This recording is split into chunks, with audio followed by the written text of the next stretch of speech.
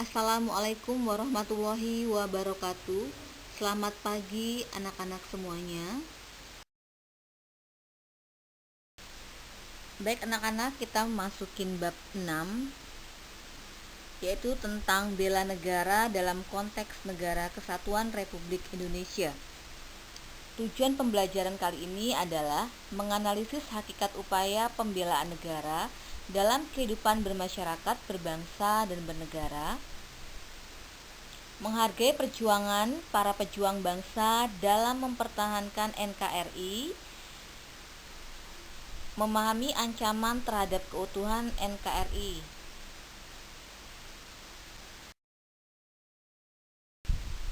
Makna bela negara. Menurut Undang-Undang Nomor 3 Tahun 2002 tentang Pertahanan Negara, yang dimaksud dengan bela negara adalah sikap dan perilaku warga negara yang dijiwai oleh kecintaannya kepada NKRI berdasarkan Pancasila dan Undang-Undang Dasar Republik Indonesia tahun 1945 dalam menjamin kelangsungan hidup bangsa dan negara.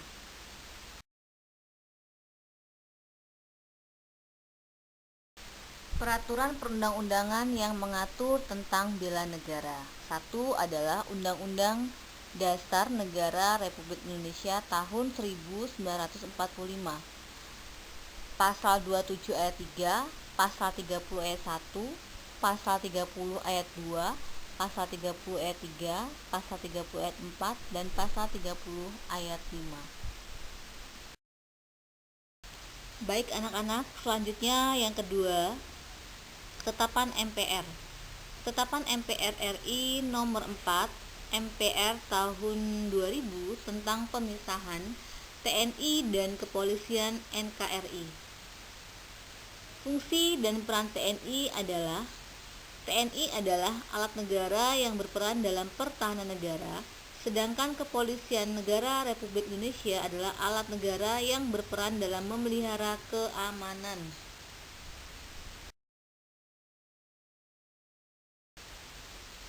Yang ketiga adalah Undang-Undang Nomor 2 Tahun 2002 tentang Kepolisian NKRI, Undang-Undang Nomor 3 Tahun 2002 tentang Pertahanan Negara, Undang-Undang Nomor 34 Tahun 2004 tentang Tentara Nasional Indonesia.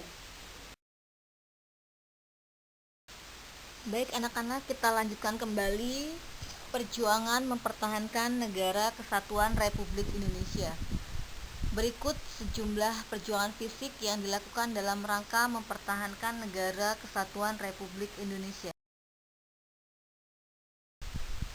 Pertama, pertempuran 5 hari di Semarang. Ini berlangsung pada tanggal 15 sampai 19 Oktober 1945. Peristiwa ini bermula ketika 400 tawanan Jepang di pabrik gula di Semarang memberontak ketika hendak dipindahkan. Yang kedua adalah Pertempuran Surabaya. Terjadi pada tanggal 10 November 1945, dilatar belakangi kekecewaan rakyat Surabaya yang merasa dihianati pihak sekutu yang tergabung dalam Allied Force Netherlands East India.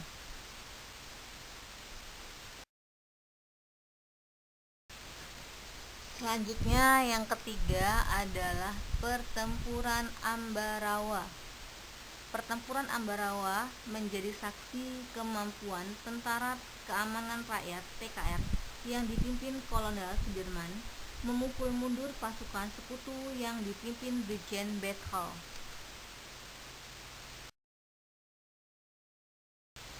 Yang keempat adalah Pertempuran Medan Area. Pertempuran Medan Area ditandai ketika sekutu membebaskan pasukan Belanda yang menjadi tawanan perang, dipersenjatai kembali, dan menjadi tentara di Medan. Sikap ini jelas dianggap melecehkan pernyataan kemerdekaan Indonesia dan memancing perlawanan pihak pemuda. Selanjutnya adalah peristiwa Bandung Lautan Api. Peristiwa Bandung Lautan Api terjadi karena pasukan sekutu yang menuntut pasukan Indonesia untuk menyerahkan senjata dan disusul ultimatum agar tentara Indonesia meninggalkan kota Bandung bagian utara. Namun, rakyat Bandung tidak mengindahkan ultimatum itu. Anak-anak, selanjutnya setelah terjadi beberapa pertempuran, perjuangan mempertahankan NKRI melalui jalur diplomasi untuk mendorong dukungan dari dunia internasional atas kemerdekaan Indonesia sekaligus menekan kedudukan Belanda. Indonesia melakukan perjuangan diplomasi.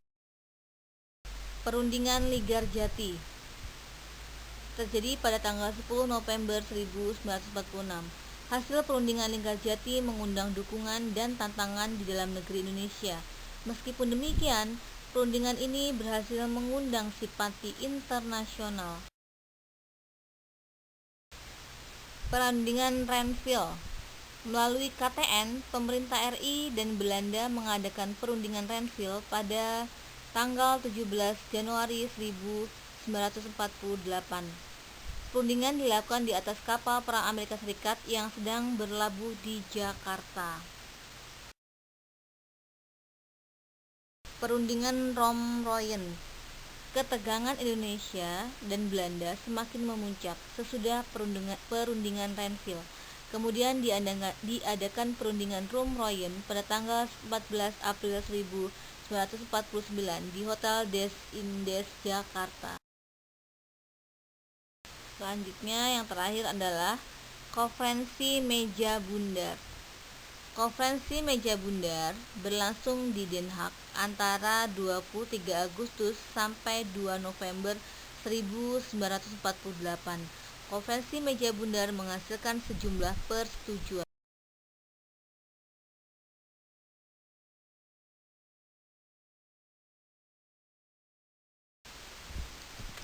Ancaman terhadap keutuhan NKRI. Dalam upaya mempertahankan keutuhan NKRI, terdapat ancaman yang berdimensi ideologi. Ancaman ini berupaya dari berbagai unsur radikalisme yang mencoba mengganti ideologi Pancasila dengan ideologi-ideologi yang lain. Semangat dan komitmen persatuan dan kesatuan nasional dalam mengisi dan mempertahankan NKRI. Untuk menjaga persatuan dan kesatuan nasional guna mempertahankan NKRI dan mengatasi berbagai ancaman yang dapat mengganggu dan membahayakan kelangsungan hidup, masyarakat harus ikut berperan aktif dalam membangun integrasi nasional.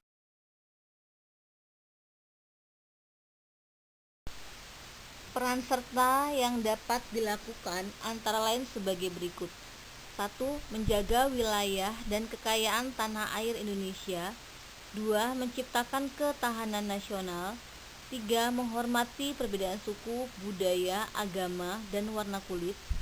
4. Mempertahankan kesamaan dan kebersamaan. 5. Memiliki semangat persatuan yang berwawasan Nusantara. 6. Menaati peraturan agar kehidupan berbangsa dan bernegara berjalan dengan tertib dan aman. Ya, demikianlah anak-anak materi yang bisa saya sampaikan di bab 6 ini. Kalau mau lebih jelasnya lagi, silakan kalian buka buku bab 6 dibaca kembali. Kalau ada yang kurang paham atau kurang dimengerti, silakan boleh tanya atau hubungi saya. Terima kasih. Assalamualaikum warahmatullahi wabarakatuh. Demikianlah anak-anak materi yang sudah saya sampaikan di pertemuan kali ini tentang bela negara dalam konteks Negara Kesatuan Republik Indonesia. Apabila kurang paham atau kurang jelas, silakan dibuka bukunya, dibaca kembali. Ibu akhiri, assalamualaikum warahmatullahi wabarakatuh.